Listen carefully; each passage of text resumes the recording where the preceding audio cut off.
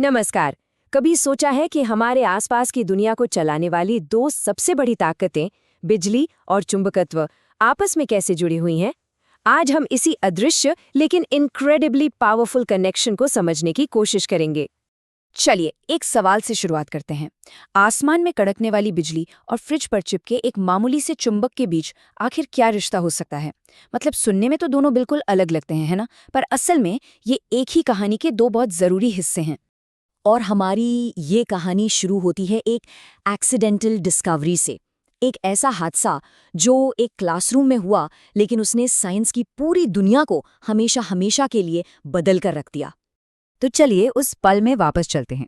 साल था 1820। साइंटिस्ट थे हैंस क्रिस्टियन ऑर्स्टेड, जो एक लेक्चर दे रहे थे। अब उन्होंने अपने एक्सपेरिमेंट के लिए एक तार से बिजली पास की और तभी कुछ हुआ। उनकी नज़र पास रखे एक कंपास पर पड़ी।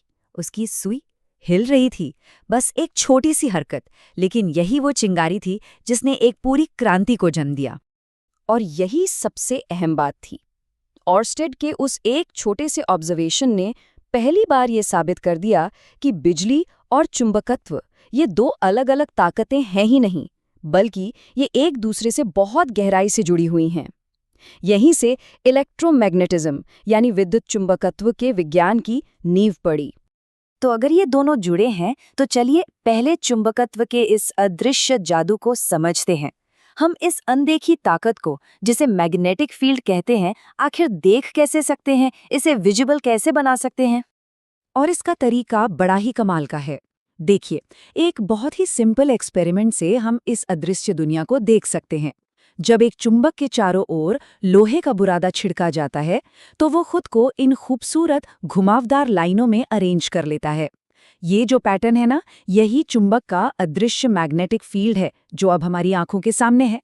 और ये खूबसूरत पैटर्न कुछ खास नियमों को फॉलो करता है।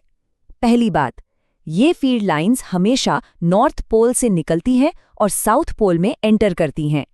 दूसरी, ये हमेशा बंद लूप बनाती हैं, मतलब ये कभी टूटती नहीं। तीसरी बात, जहां ये लाइनें पास पास होती हैं, वहां मैग्नेटिक फील्ड सबसे ज्यादा स्ट्रांग होता है।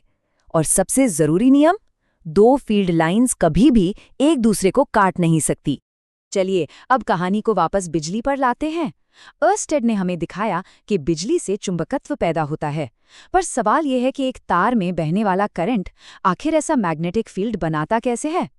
तो होता यह है कि जब एक सीधे तार से करंट बहता है, तो वो अपने चारों ओर एक मैग्नेटिक फील्ड बना लेता है। और इसका आकार देखिए, एकदम परफेक्ट गोल, जैसे शांत पानी में पत्थर फेंकने से लहरें बनती हैं ना, एक के अंदर एक, बिल्कुल वैसे ही। इन्हें हम कॉन्सेंट्रिक सर्कल्स कहते हैं। ये बिजली का एक तरह का मैग्नेटिक सिग्नेचर है। अच्छा, तो इस गोल घूमते हुए फील्ड की दिशा क्या होगी? इसके लिए एक बड़ा मजेदार नियम है। चलिए सब अपने दाहिने हाथ का इस्तेमाल करते हैं। सोचिए कि आपने तार को अपने दाहिने हाथ में पकड़ा है। अब अगर आपका अंगूठा करंट बहने की दिशा में है, तो आपकी मुड़ी हुई उंगलियां मैग्नेटिक फील्ड की दिशा बताएंगी। सिंपल।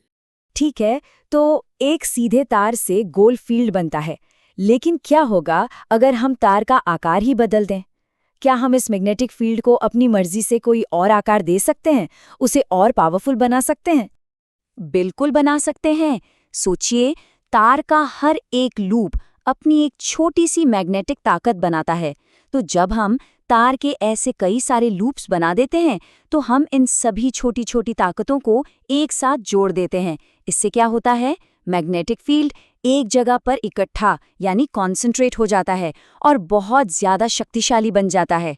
जब हम तार को एक सिलेंडर की शेप में कई कई बार लपेटते हैं, तो इस स्ट्रक्चर को कहते हैं सोलेनॉइड। अब सोलेनॉइड की सबसे खास बात यह है कि इसके अंदर एक बहुत ही मजबूत और एक जैसा यूनिफॉर्म मैग्नेटिक फील्ड बनता है। मतलब अंदर हर जगह फील्ड की ताकत और दिशा एक जैसी रहती है। और ये खूबी इसे टेक्नोलॉजी में बहुत काम की चीज बनाती है। और कमाल की बात यह है कि एक सोलेनॉइड जिसमें करंट बह रहा हो, वो बिल्कुल एक नॉर्मल बार मैग्नेट की तरह ही काम करता है। इसका भी एक नॉर्थ पोल होता है और एक साउथ पोल। लेकिन एक बहुत बड़ा फर्क है। बार मैग्नेट एक परमानेंट चुंबक है, जबकि सोलेनॉइड एक टेम्पररी चुंबक है। मतलब हम इसे अपनी मर्जी से चालू या बंद कर सकते हैं, बस करंट को कंट्रोल करके। इसे ही हम इलेक्ट्रोमैग्नेट कहते हैं। अब हम इस कहानी के सबसे रोमांचक हिस्से पे पहुंच गए हैं। हमने देखा कि करंट मैग्नेटिक फील्ड बनाता है। हमने ये भी देखा कि इस फील्ड को हम कंट्रोल कर सकते हैं। तो अब सवाल ये है कि क्या होता है जब एक करंट और एक मैग्नेटिक फील्ड का आमना सामना होता है। महान वैज्ञानिक आंद्रे मैरी एम्पियर ने सोचा कि अगर करंट एक चुंबक को हिला सकता है तो न्यूटन के नियम के हिसाब से चुंबक को भी तो करंट वाले तार पर बराबर और उल्टा बल लगाना चाहिए, है ना लॉजिकल? क्या ये सच है? और जब एक्सपेरिमेंट किया गया तो ये बात सच निकली। जैसे ही हम करंट वाले तार को एक मैग्नेटिक फील्ड में रखते हैं, एक अदृश्य बल उसे धक्का देता है और तार सच में हिल जाता है। और ये देखिए, अगर हम करंट की दिशा को उलट दें तो धक्के की दिशा भी तुरंत उलट जाती है। और यही है हमारी पूरी पड़ताल का सबसे बड़ा नतीजा। एक इलेक्ट्रिक करंट और एक मैग्नेटिक फील्ड जब मिलते हैं तो वो मिलकर बल और गति यानी फोर्स और मोशन पैदा करते हैं। यही वो बेसिक प्रिंसिपल है जिस पर दुनिया की हर इलेक्ट्रिक मोटर, पंखे से लेकर ट्रेन तक, सब कुछ काम करता है। इस फोर्स की दिशा पता करने के लिए भी एक नियम है। चलिए, अपना बायां हाथ तैयार कीजिए। अपनी पहली 3 उंगलियों, अंगूठा, पहली उंगली और बीच वाली उंगली को एक दूसरे से 90 डिग्री पर फैलाइए। अब अगर आपकी पहली उंगली फील्ड की दिशा में है और बीच वाली उंगली करंट की दिशा में, तो आपका अंगूठा आपको फोर्स यानी बल की दिशा बताएगा। तो हमने देखा कि कैसे बिजली और चुंबकत्व मिलकर मोशन पैदा कर सकते हैं। और ये हमें एक बहुत ही गहरे और दिलचस्प सवाल पर लाके छोड़ता है। अगर बिजली से गति पैदा हो सकती है तो क्या इसका उल्टा भी सच हो सकता है? क्या मोशन से बिजली भी पैदा की जा सकती है?